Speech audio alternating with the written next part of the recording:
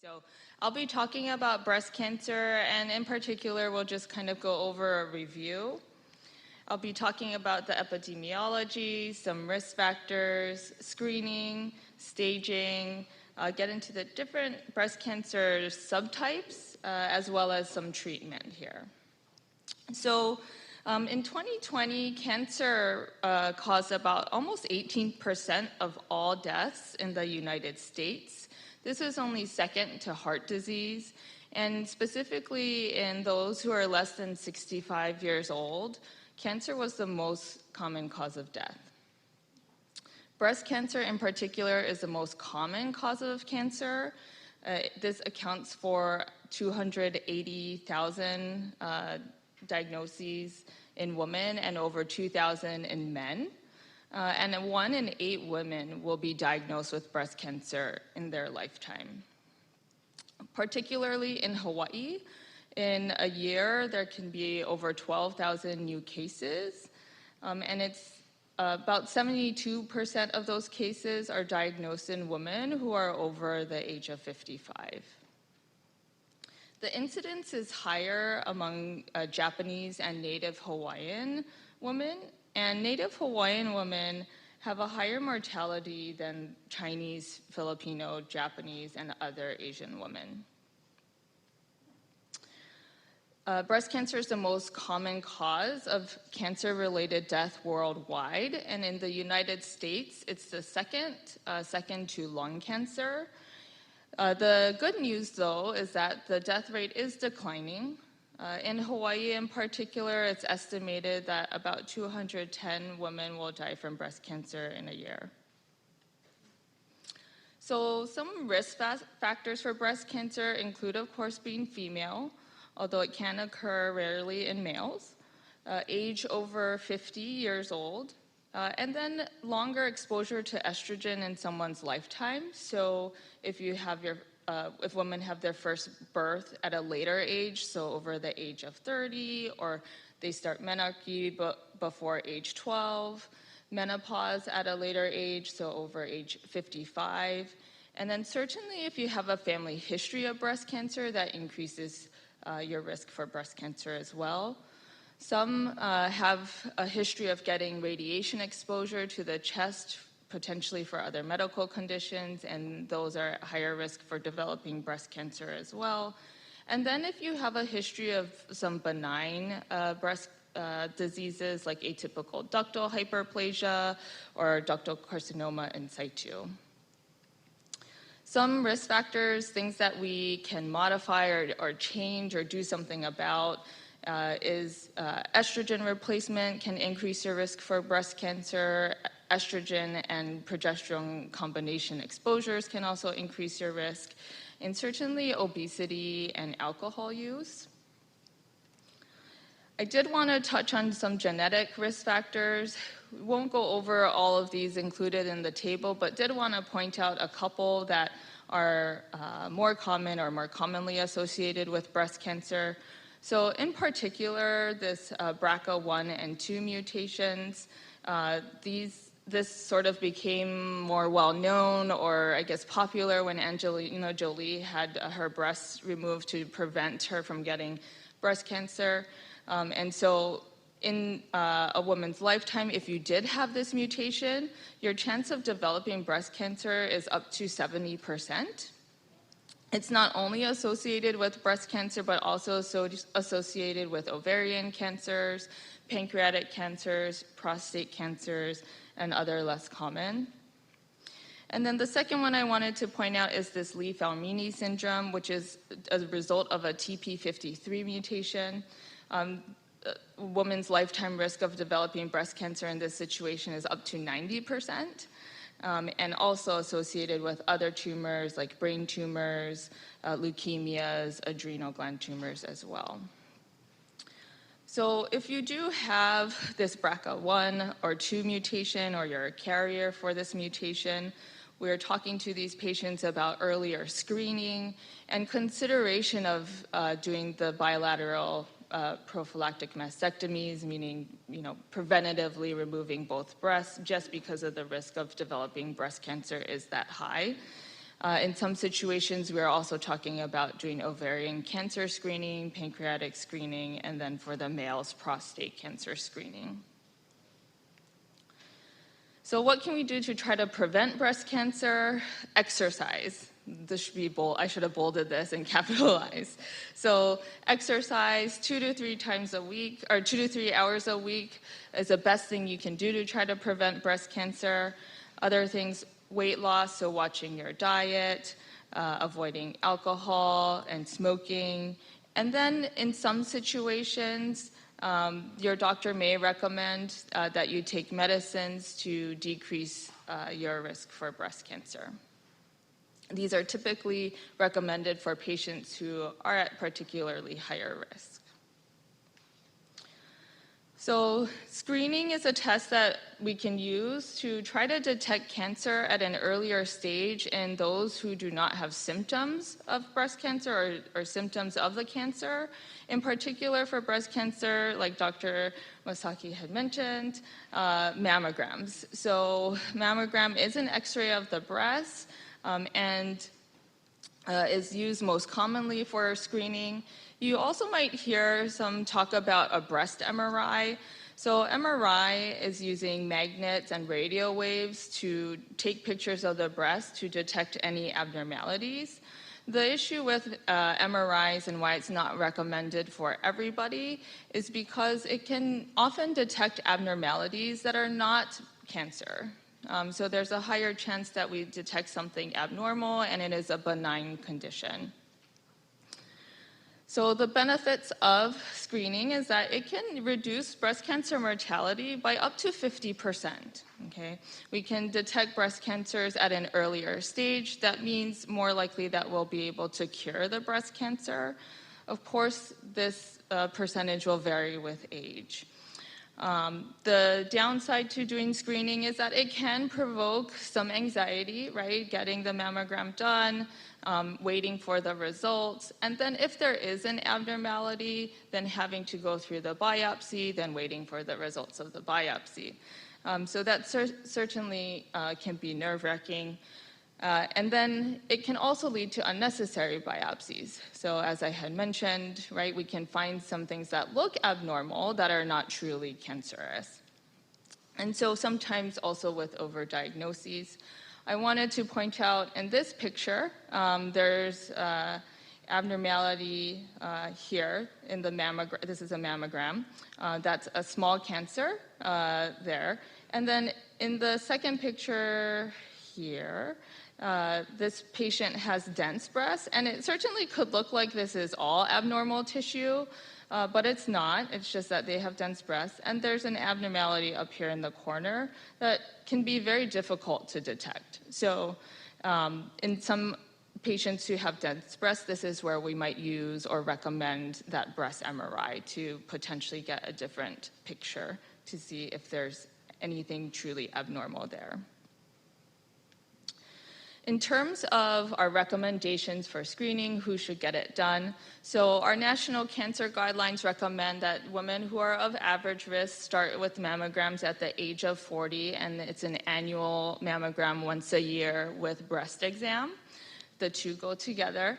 And then for those who are at increased risk, which we define as they're having a lifetime risk greater than 20%, or those who've received radiation to the chest wall, that we start mammograms as early as age 30 and sometimes MRIs as early as age 25. We calculate one's lifetime risk with multiple different calculators. Some physicians will use different ones, but what we take into consideration is somebody's age, maybe prior abnormalities in the breast, family history of cancers, age of menarche, pregnancies, all of the above. So some signs and symptoms of breast cancer. So any changes in the breast and the nipple included.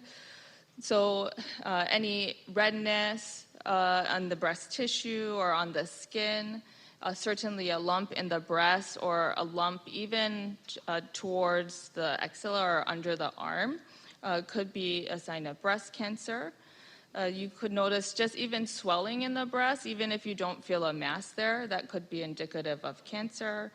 Sometimes the breast will get swollen and sort of look like that orange peel type of texture with small dimpling. That is also worrisome for breast cancer, and even dimpling in the breast. Anytime there's nipple discharge, or you might notice the nipple starting to pull inwards or going towards another direction, that would be something to be evaluated as well, or ulceration in the breast, or some scaliness changes to the nipple as well. Even though you have or potentially have some of these symptoms, or there's abnormality on the mammogram or MRI, like I had mentioned, it's not always breast cancer. And so it won't kind of read through all of this. But these are all different things that we could find as abnormalities on the MRI and mammogram. If there is an abnormality or a breast lump that we notice on mammogram or MRI, then the next would be to proceed to try to diagnose the breast cancer, or what this lump is. We typically do this with ultrasound and then needle biopsy. So in this picture here, we're using the ultrasound to kind of find where the lump is. And then we're able to visualize the needle going into that lump, so we know that we got the right area, and we take a sample of that tissue there. Once the diagnosis of breast cancer is made, there's two main things that we want to know first: the type of breast cancer and the extent or the stage of breast cancer, because that helps to guide our treatment recommendations. So in regards to the different types of breast cancer, in particular, we're looking at the different receptor markers on the tissue sample. So when we do the biopsy, all of these colorful pictures here is kind of what the pathologist is looking at underneath the microscope. And they do different stains to see, do we find that estrogen receptor, progesterone receptor, or that HER2 receptor on the tissue samples. And that's how we determine what type of breast cancer somebody has. Okay. When we break down the types of breast cancer, we have hormone receptor positive breast cancer, which is the most common type. This accounts for about 80% of breast cancers. And these are the cancers that have estrogen receptor or progesterone receptor on it, on that staining that I just showed you. What this means is that the estrogen and progesterone receptors allow cancer cells to use estrogen to grow. Okay. Then there's HER2 positive breast cancer, less common, maybe about 20% of breast cancer cases. This does have a little bit of overlap with the hormone positive breast cancer, so they can also be estrogen and progesterone receptor positive. The HER2 receptor allows HER2 to bind to that receptor, which then allows cancer cells to grow and promotes cancer cell growth. And then finally, triple negative breast cancer. So this is when the three receptors, triple negative, are all negative on the testing. So estrogen receptor, progesterone receptor, and HER2 are not found on the tissue samples. This accounts for about 10 to 15% of breast cancers. And with triple negative breast cancer, unfortunately, this is our more aggressive breast cancer with a risk of recurrence up to about 50% in some patients. If there is recurrence in breast cancer, it's typically within the first 3 years of diagnosis. So the reason why these different subtypes are important, not only for treatment, but also prognosis. In the table here, you can see that patients who have hormone receptor positive breast cancer have the highest 5-year relative survival, about 95% sort of taking all comers. And then that goes down to maybe about 85 to 90% with HER2 positive breast cancer, and then 77% with triple negative breast cancer. When we stage the cancers, we're looking at to what extent or how far the cancer has spread. So in the pictures here, if This is sort of the normal breast tissue or breast duct. And stage 0 is when you start to see those abnormal cells within the duct, but they are contained within the duct. That would be something we consider stage 0, or what I like to think of as a precancerous lesion, also known as ductal carcinoma in situ. And then with stage 1 is once those abnormal cells break out of the duct, then that's considered an invasive breast cancer that could spread someplace else. If it then spreads to the lymph nodes, now we're getting into stage 2 and 3 breast cancers. And stage 4 breast cancer is when this spreads someplace further away outside of the breast, outside of the regional lymph nodes. So, for example, bone, liver, lung. I just wanted to give sort of a pictorial representation of how we also break down our staging. In particular, we're looking at the size of the tumor. We take that into account when we stage breast cancers. So kind of at the top here, the red marks being the spot of cancer, sort of very small, earlier stage. And then certainly as the tumors get larger, that becomes higher stage. And even when the tumors start to kind of come to the surface of the skin or even back into the chest wall. For the lymph nodes in particular, not only are we looking at the number of lymph nodes involved, but which lymph nodes are involved when we're considering our staging. And so in particular, the most common place for breast cancer to travel to are the lymph nodes under the arm. And then they can also travel to sort of the middle of the chest here or above the clavicle as well.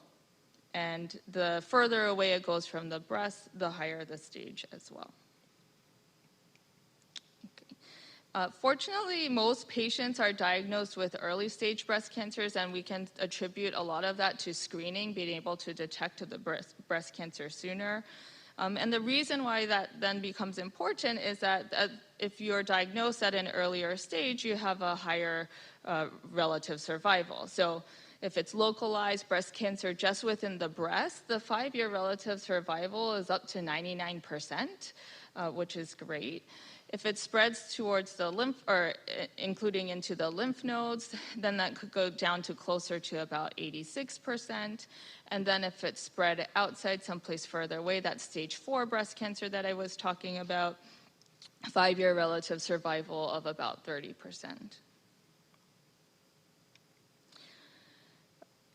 Breast cancer is a type of cancer where we don't always recommend staging scans. So a lot of times when we talk about breast cancer, you hear people talk about getting CAT scans, CT scans, or PET scans. We will sometimes do this in patients who have stage 3 or higher breast cancers, or if they have symptoms of breast cancer that could have spread someplace else. We will check CT scans and bone scans. We're now leading a little bit more towards getting PET scans, although this is just within the last several months that new data has come out that this is particularly helpful in breast cancer patients.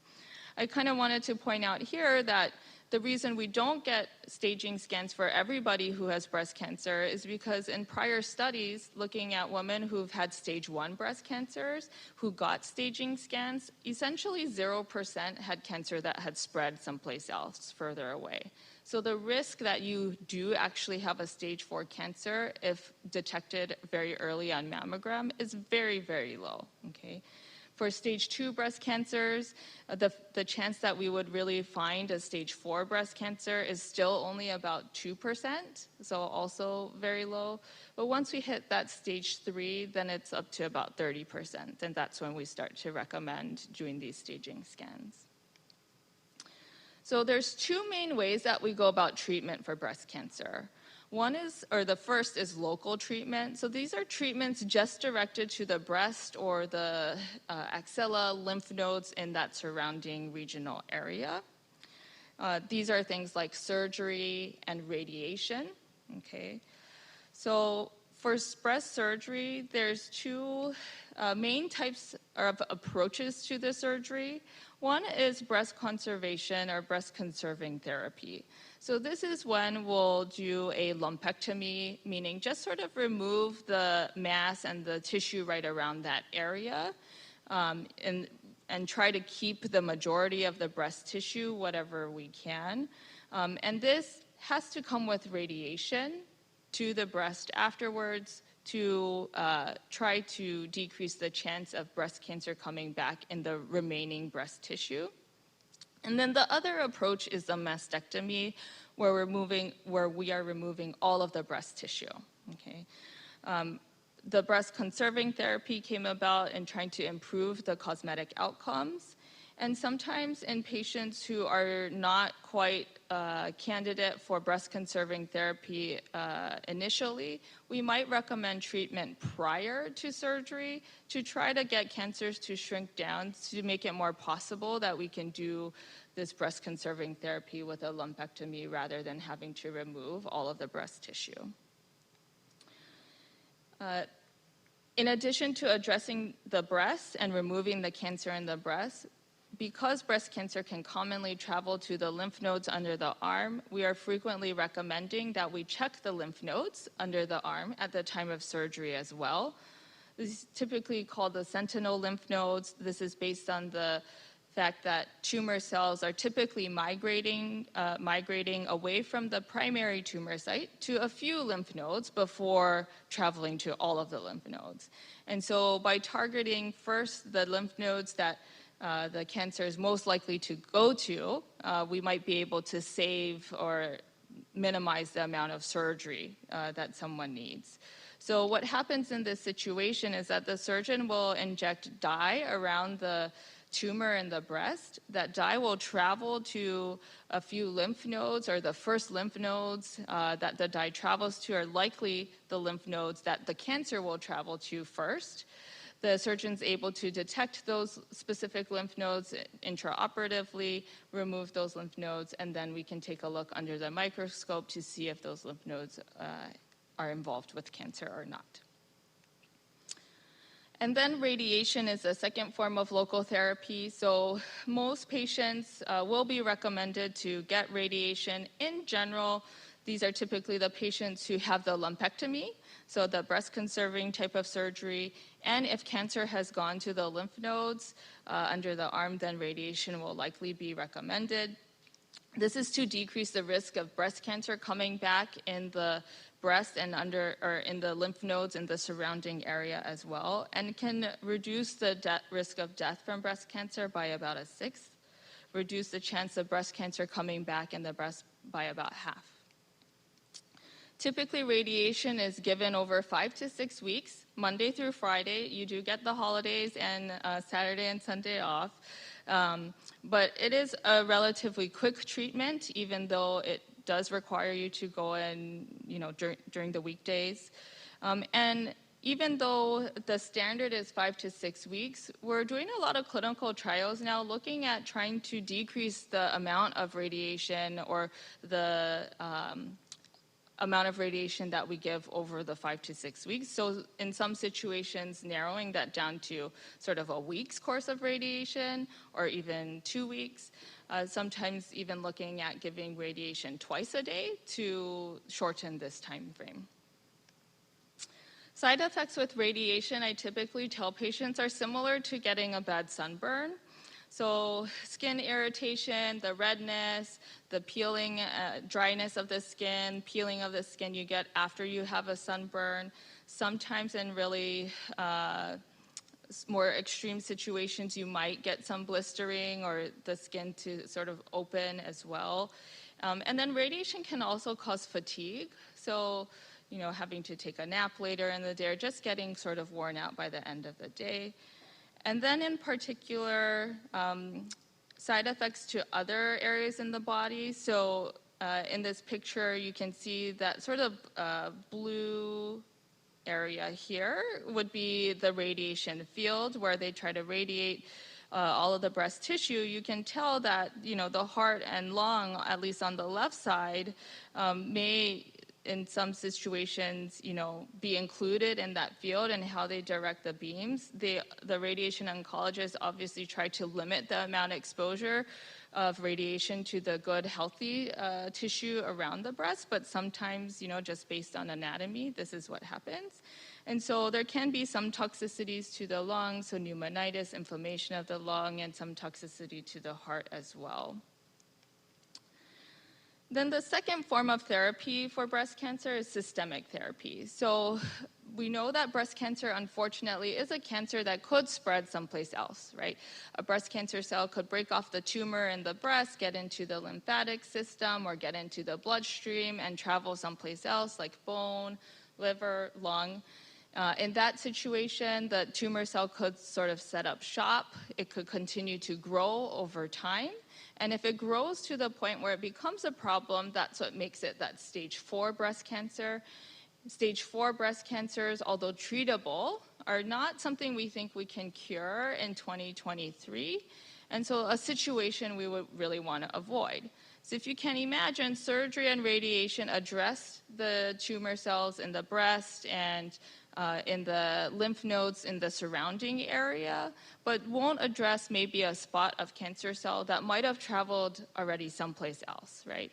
And so that's where the systemic therapy comes into play. Medicines that go throughout the whole body to try to do a sweep, if you will, to kill or get rid of any of these rogue cancer cells that might have gone someplace else that could become a problem further down the line, okay? And so our systemic therapy options in breast cancer are things like chemotherapies, anti-hormone therapies, and HER2-targeted therapies. And this is where that type of breast cancer comes into play. In particular, for chemotherapies, these are typically or traditionally those IV medicines or intravenous medicines that directly target and try to kill cancer cells, stop cancer cells from dividing. And so chemotherapy kills the cells that are rapidly dividing. And in particular, cancer cells are typically more quickly growing than the rest of the cells in your body. But because it goes throughout the whole body, it could certainly cause toxicity or side effects to other healthy tissue in your body. Most common side effect with chemotherapy is fatigue, right? It can cause nausea and vomiting. We have much better anti-nausea medicines than we did many, many years ago. So really, it should not be so severe where you're vomiting, can't keep anything down. Chemotherapy can cause diarrhea, but then the anti-nausea medicines can cause constipation, so certainly variable from person to person.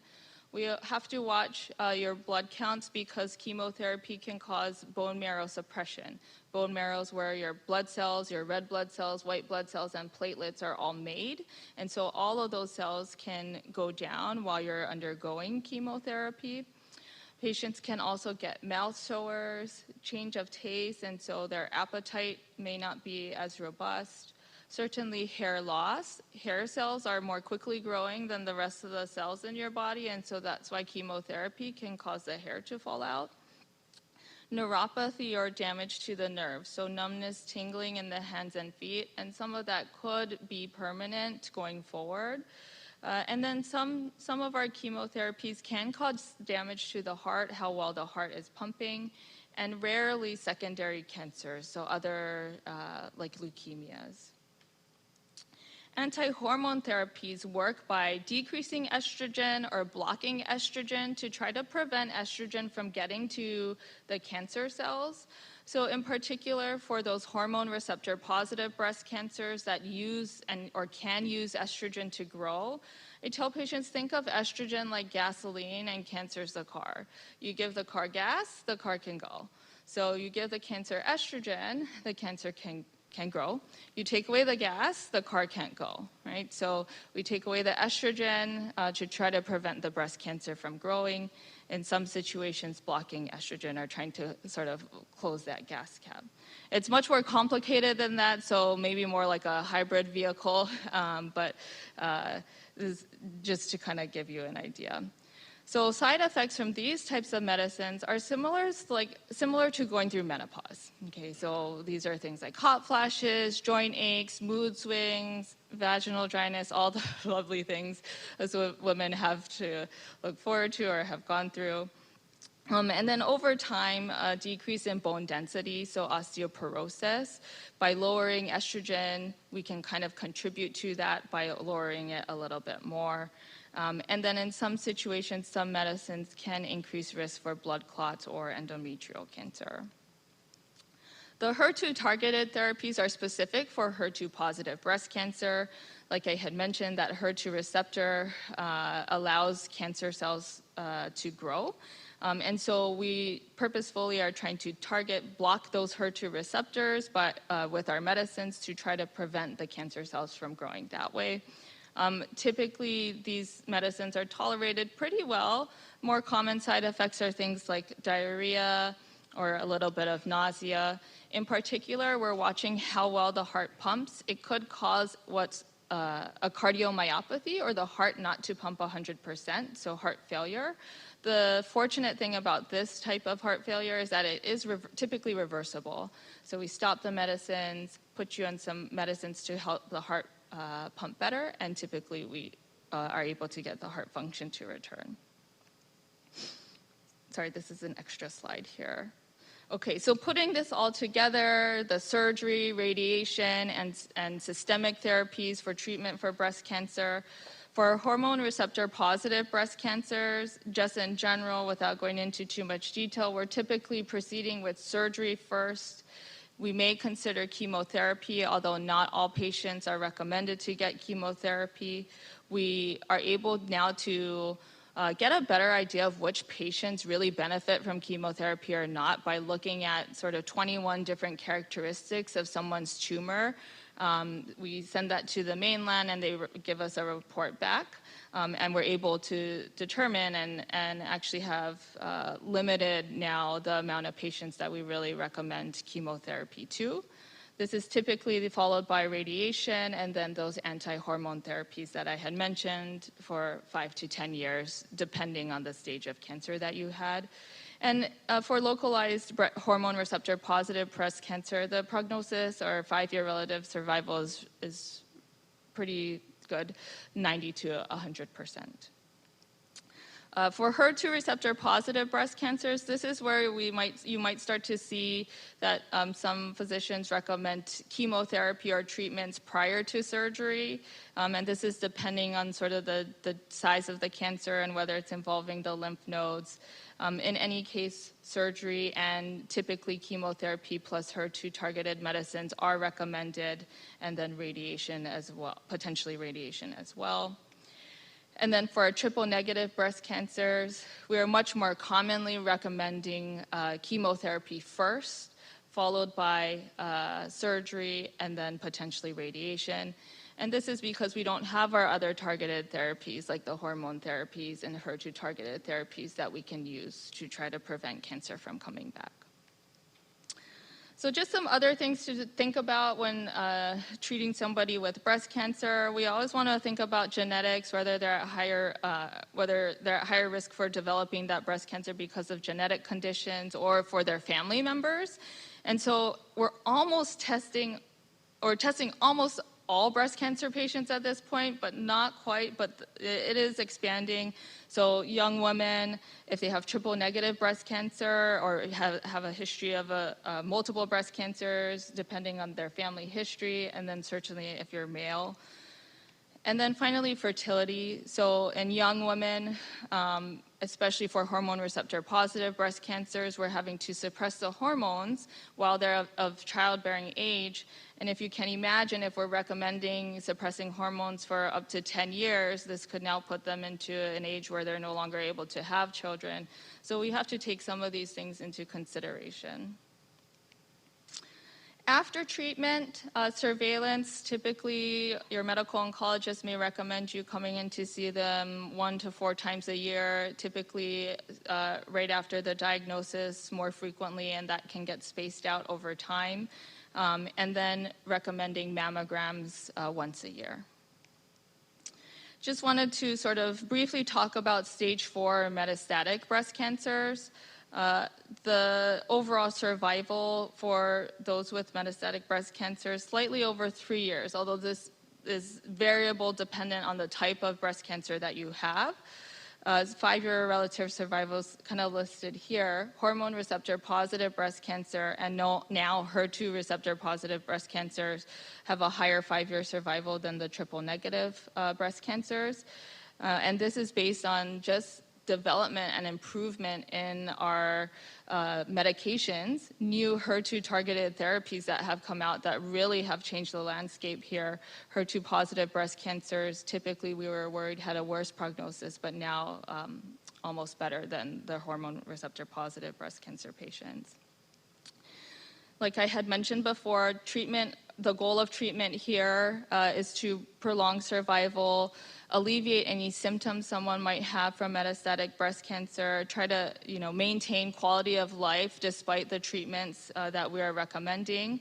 And treatment is sort of variable based on the different subtypes of breast cancer, and unfortunately unlikely to be cured in 2023. And just here, how we sort of approach the different subtypes for metastatic is that if you have hormone positive, we're typically trying to use our anti-endocrine therapies first and targeted therapies before going to chemo.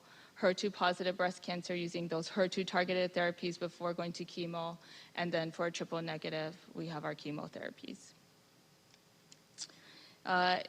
Since we're here sitting in the Cancer Center, I just wanted to put one slide about all of the research that's being done for breast cancer.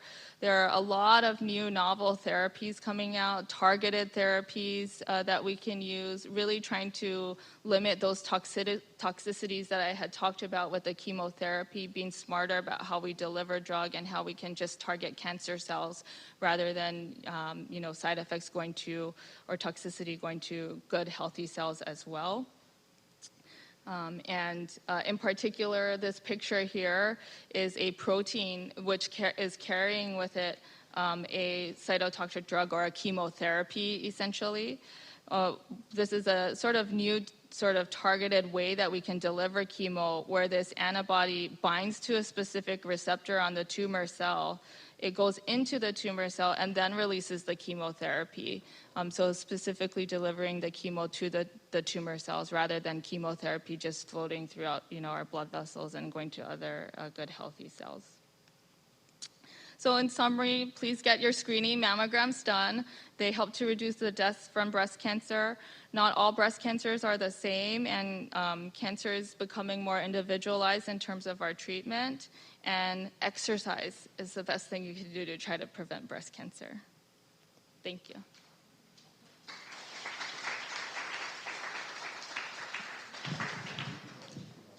Thank you, Jodi, for a wonderful talk. That was excellent. We will be taking questions from both the in-person and our online audience. Does anyone have any questions here? Oh, okay. Thank you. Very informative. I actually have 3 questions. Okay. They're fast questions with fast answers. I won't monopolize your time. On the Today Show, we saw some information from somebody going through breast cancer, and she's a newscaster. And she talked about a hair cap that would help preserve her hair. She had gorgeous hair, very lush hair, and she's in the middle of therapy. So if you could comment upon that. The second question is, what stage of cancer would you suggest somebody going into palliative care? Because there's different stages of cancer, but palliative care can be very helpful. And the third question is there an age at which the doctor does not recommend getting a mammogram anymore? I had heard that it was 75. Some of us are almost there. So I was just wondering what your comments are on those 3 questions. Yeah, good question. Thank you. So for the first question, this cold hat, or this hat that we could potentially use when somebody's getting chemotherapy. So the way that this works is when chemotherapy goes to the scalp, right, it can cause the hair follicles to die and hair falls out. So there are different companies now, quite literally a cold hat that you are wearing, maybe about an hour before chemo, during chemotherapy, and then an hour after chemotherapy while it's being administered. What happens is it causes vasoconstriction, or the blood vessels to clamp down so that less chemotherapy gets less chemotherapy goes to the scalp and hair follicles, so less hair falls out. It doesn't work for everybody. So what I tell people is that for 50% of the patients, it might keep about 50% of your hair. So everyone will still have hair thinning. It's just not going to happen where we'll be able to preserve everything. And maybe then that 50% feels comfortable, maybe not using a wig. It is cumbersome. It makes the day longer, but it is doable. So for patients who are really motivated, this is something that we could potentially offer. If hair starts to fall out in sort of larger chunks, at some point we may recommend that you just don't use the cap, of course, because we don't want to cause like essentially a frostbite, right, by doing that. We don't think it affects efficacy, so overall feel like it's safe to use. The second question, I think, was the palliative care. At what stage we would recommend that? Certainly that's variable based on kind of how someone is tolerating our treatments or going through treatments. Palliative care is care that's focused on symptom control. And so we may ask them to get involved depending on how hard, the treatments are for somebody. But in general, if we're talking about really just focusing on keeping somebody comfortable and no longer sort of focusing on treating the cancer cells itself, we would typically start talking about that to somebody who has stage 4 breast cancer, probably further down the line. I'm not sure if that sort of helped to answer your question there. And then the final was, at what age do we stop recommending mammograms? So for me, when I counsel patients, there's no hard cutoff. There's no specific age cutoff. Especially in Hawaii, we have a lot of older women who are very functional. So my sort of general theme is that if you are still willing to get treatment for the breast cancer, meaning surgery or consider taking medicines for the breast cancer, then I would recommend getting your mammogram. Thank you. Excellent questions and wonderful answers. We do have a question from our online audience. We are often told that early detection is critical to survival. Why do we not screen everyone genetically for all cancers? Yeah, so actually the likelihood that we have, if we took all breast cancer patients and sort of screened everybody, the likelihood that we would find a genetic mutation is actually very low. So although those with the genetic mutation are at higher risk of developing breast cancer, I think it's maybe only about, 10% that actually have a genetic mutation. Makes sense. Thank you. Hi, you mentioned the triple negative, HER2 negative breast cancer. It's very aggressive. So is there a way to detect that earlier, or would a once-a-year mammogram be such that it's not stage 2? I mean, how aggressive is this? Yeah, so even within the different subtypes of breast cancer is very variable. So although in general speaking, triple negative breast cancer is more aggressive, we have patients that do have cancers that progress at different rates. There's just a lot of factors, individual factors that also go into it. So although sometimes we do find those situations where someone has kept up with their annual mammograms and a tumor has developed pretty significantly within that time period, it's hard to predict who that person is going to be. And so if we're talking about sort of the general population, increasing the frequency of mammograms has not helped to, pick something up sooner. Next question is it true that there's also a BRCA3 gene? I don't know. I'm not quite sure, and I don't know necessarily its relationship to breast cancer. Okay, thanks. I've never heard that. In terms of screening, insurance usually covers the basic mammogram. Especially for breast cancer survivors, what about tomosynthesis? Do you recommend that? And if so, is there any movement on the part of doctors to get insurance to cover that more advanced mammogram? I do recommend tomo, or that 3D mammogram. And I My understanding is that we are able to get it now. It seems, others might have different experience, but for the most part, recently, it seems like it has not been as much of a problem. Yeah, for at least, yeah. I do if they yes, yeah. Does preventive exercise need to be aerobic? Or if you do muscle strengthening exercises, does that also help? Anything will help, but aerobic exercise would be preferred. Okay, thanks. Hi, and my question is about the tomosynthesis.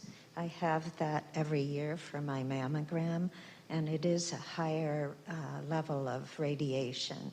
So do you recommend it being used that frequently or that steadily? Yeah, when we talk about radiation from imaging, the amount of radiation that we're talking about over one's lifetime is many, many tests. So, I think getting the annual mammogram that way is still within reason in terms of radiation exposure. Your PowerPoint said dense breasts is a risk factor. Could you comment on that, please? Yeah, so I think that it has to also relate to how good our imaging techniques and screening is for detecting the breast cancer. Mm-hmm. So I think it's related to that. Okay. Sometimes it's difficult to see, as you could see from that picture. Yeah. I know that in other forms of treating cancer, not breast cancer, that patients develop allergies and terrible reactions to particular chemotherapies, and how much of that is a problem with breast cancer. Since you have so many treatments, but they come in an ordered arrangement, what happens when a patient develops the kind of allergies that make it impossible for her to continue? Yeah, you're right. Sometimes we are stuck. We will try our best to get somebody through the chemotherapy regimen as best we can with our additional medicines and supportive care. But there are situations in which the toxicities are just so severe that it is not worth, or we have to question it, is it worth the risk, right? If it's a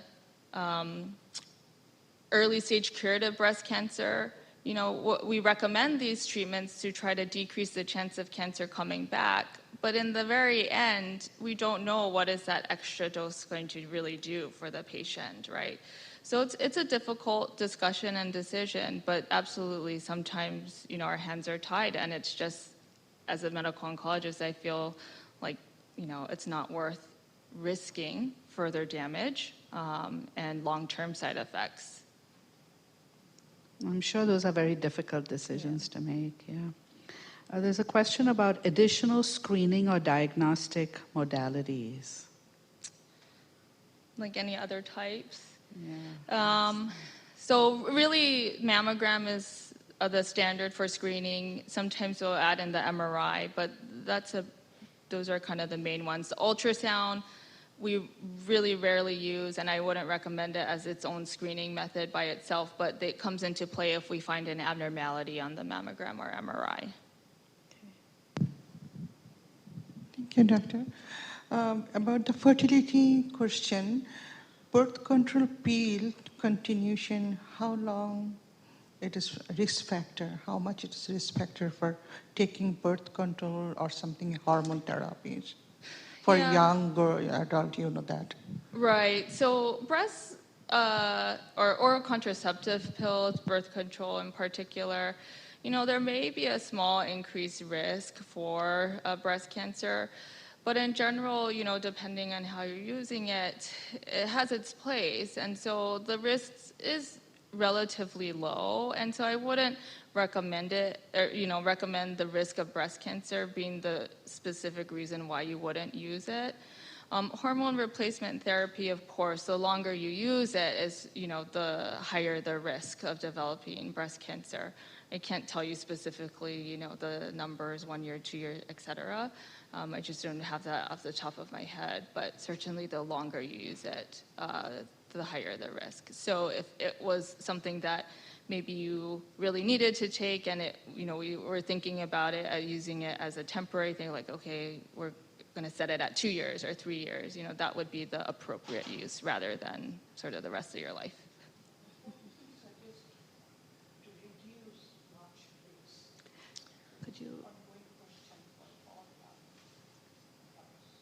Could you repeat the question? Sorry, to reduce the risk of breast cancer? Reduce the risk factor of this kind of thing. So it is an ongoing question for that young adults. Besides avoiding estrogen exposure if possible, and then like we had talked about, exercise, diet, limiting alcohol intake. Yeah. That's a good question. Thank you. There's a question about immunotherapy. Is there a role for immunotherapy in breast cancer? So immunotherapy is one of these more novel therapies for breast cancer. There is one role in triple-negative breast cancer patients where we use immunotherapy. We don't use it, or we don't have approval to use it, or has found that it's effective quite yet in hormone receptor positive or HER2 positive breast cancers. In general, for those of you who don't know, immunotherapy is an IV medicine that sort of stimulates your immune system to recognize the cancer cells as being foreign.